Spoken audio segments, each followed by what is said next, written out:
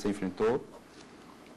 Tem uma outra coisa que eu pensei agora aqui também, se você pode identificar qual foi o papel dos advogados, ou seja, os advogados não integrantes das carreiras do Estado, os advogados da sociedade civil, que muitos se propuseram a defender os acusados desses crimes, né, políticos, e qual foi o papel deles, se eles exerceram um papel relevante, se a sua pesquisa conseguiu identificar isso. Bom, a questão das fontes, eu acho que é uma questão essencial em qualquer trabalho de história constitucional.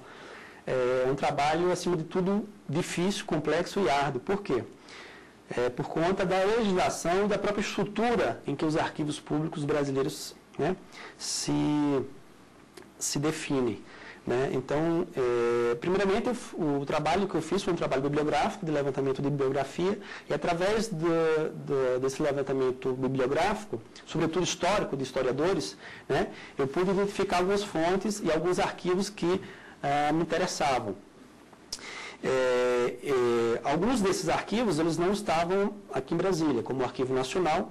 Até tem o Arquivo Nacional aqui em Brasília, mas as fontes que estão no Arquivo Nacional de Brasília são fontes que não se relacionam com o meu período que eu estudei.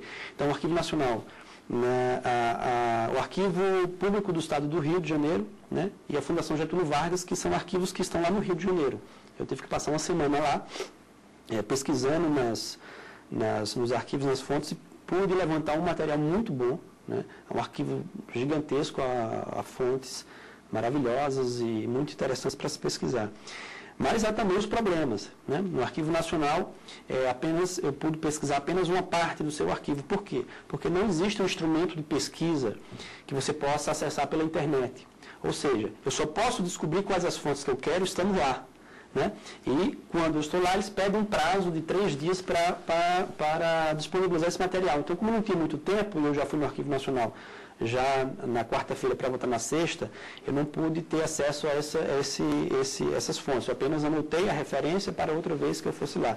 Mas, se por um lado tinha esse problema, por outro, eles fizeram um trabalho maravilhoso e, inclusive, digitalizando todo o arquivo Góes Monteiro. Né? Então, você, inclusive, tem um instrumento de pesquisa. Então, você olha o instrumento de pesquisa, você anota quais foram os arquivos que te interessaram, vai no computador, lá na intranet, tem todo o arquivo e apenas você abre o PDF, né? e anota.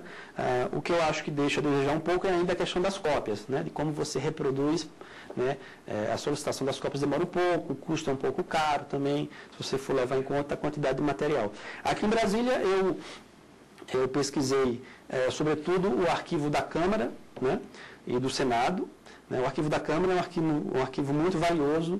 Né? Eu descobri, através da análise de um livro de um pesquisador lá da Unicamp, né, que trabalhou um pouco sobre a história do PCB dessa época, eu descobri que havia no arquivo da Câmara 19 caixas, né, relacionadas ao que eu analiso aqui, que é a atuação da Comissão Nacional de Repressão ao Comunismo, que é uma comissão, foi um órgão específico criado dentro do Executivo justamente para analisar e levantar os nomes dos funcionários públicos, né, que eram comunistas para solicitar a sua demissão. Né? Inicialmente a atuação era essa, depois essa comissão passou a ter também o poder de pedir a prisão. Né?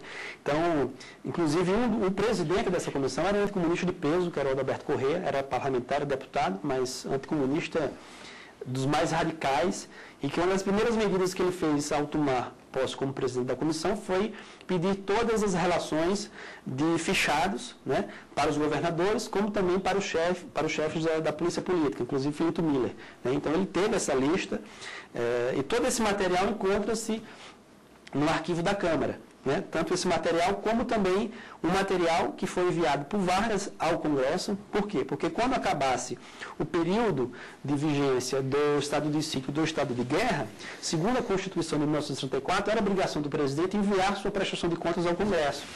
Então, ele enviou essa prestação de contas, que foi uma documentação gigantesca, com relatórios do Ministério da Justiça, com ofícios dos governadores, enviando listas de comunistas, né? Com ofícios trocados entre os parlamentares.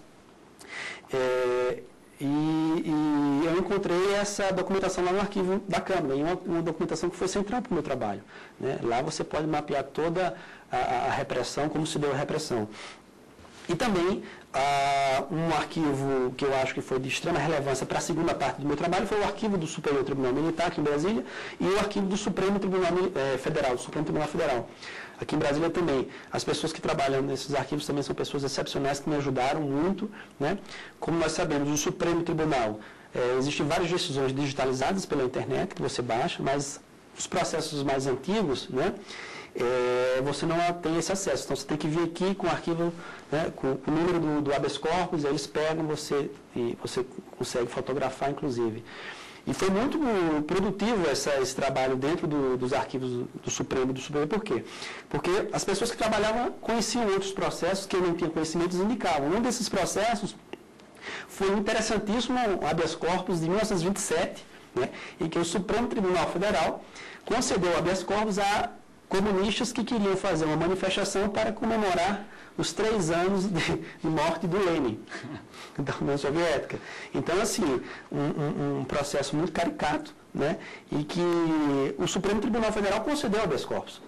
Né? A polícia política havia impedido essa manifestação, né, havia preso, inclusive, alguns manifestantes, e o Supremo disse, não, isso aqui é um direito à liberdade de manifestação, liberdade de expressão, de liberdade de reunião, e por isso eles têm o direito de fazer.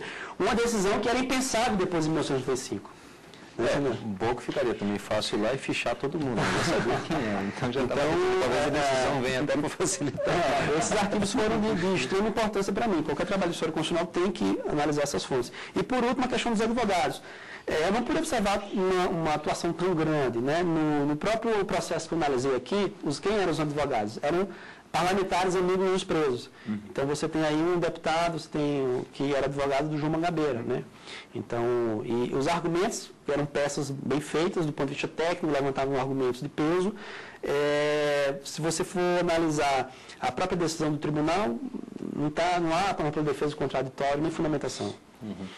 Bem, quero aqui mais uma vez agradecer ao Rafael, também bem como o Leonardo e o Dr. Renato. Muito obrigado pela presença, pela participação aqui no programa Academia. E lembro que você também pode participar do Academia trazendo o seu trabalho para ser debatido aqui com a gente. Para isso é fácil, basta enviar o currículo com o título do seu trabalho para o e-mail academia@stf.jus.br e nós entraremos em contato. Você fica agora com o quadro Perfil, que hoje destaca um pouco da trajetória jurídica do paulista Hélio Quaglia Barbosa. Nascido em São Paulo, Hélio Quaglia Barbosa não se contentou com apenas um diploma. Além de Direito na USP, formou-se também em Língua e Literatura na França. Foi professor de Direito Civil e Administrativo na Faculdade de Direito de Araraquara. Depois de uma longa carreira no Tribunal de Justiça de São Paulo, passou a compor, em 2004, o Superior Tribunal de Justiça. Defensor da súmula vinculante como ferramenta para desafogar o judiciário, o ministro participou de importantes julgamentos na Corte, como o primeiro pedido de federalização de crimes contra os direitos humanos. Não há mais lugar para o juiz fechado em seu gabinete. O que não se divulga não existe. Obrigado e até o próximo programa.